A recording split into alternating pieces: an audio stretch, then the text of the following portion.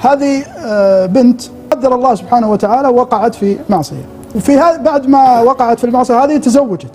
عاد ما أدري هل الزواج كان يعني مرتب له إنه يعني الشاهد أن الزوج هذا يوم دخل عليها في أول ليلة كانت البنت هذه تائبة وعائدة إلى الله ولا تبي تغش الرجال. قالت اسمع يا ابن الأجواد، قدر الله ما شاء فعل وصار اللي صار.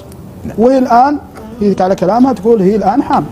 الله. فأنا حبيت أبلغك وأطلب من الله ثم منك الستر، أنك تستر عليه. الرجل هذا يعني بهت، يعني كان في موقف صعب، كيف يسوي الآن؟ لكن وفقه الله لفعل عظيم صراحة، ولا يصبر عليه الرجال الأشداء والناس اللي يخافون الله. قال الرجال خير إن شاء الله، ما قربها، قال أنا بستر عليك، لأنه لو طلق بعد ليلة الدخلة وكذا ينكشف وضعه وكذا، لكن قرر أنه يستر عليها. لكن قال بشرط أن ننتقل لمدينة أخرى أو قرية أخرى.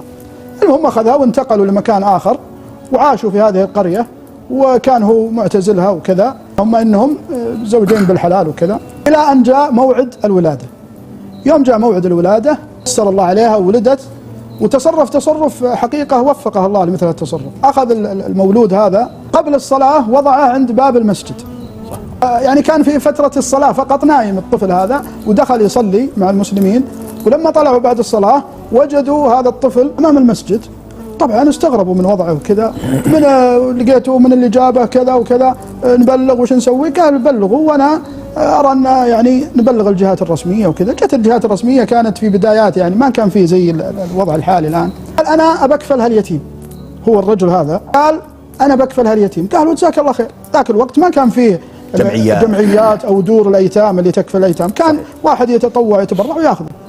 قال أنا أشهدكم أني بكفل هاليتيم بشهادة الجميع.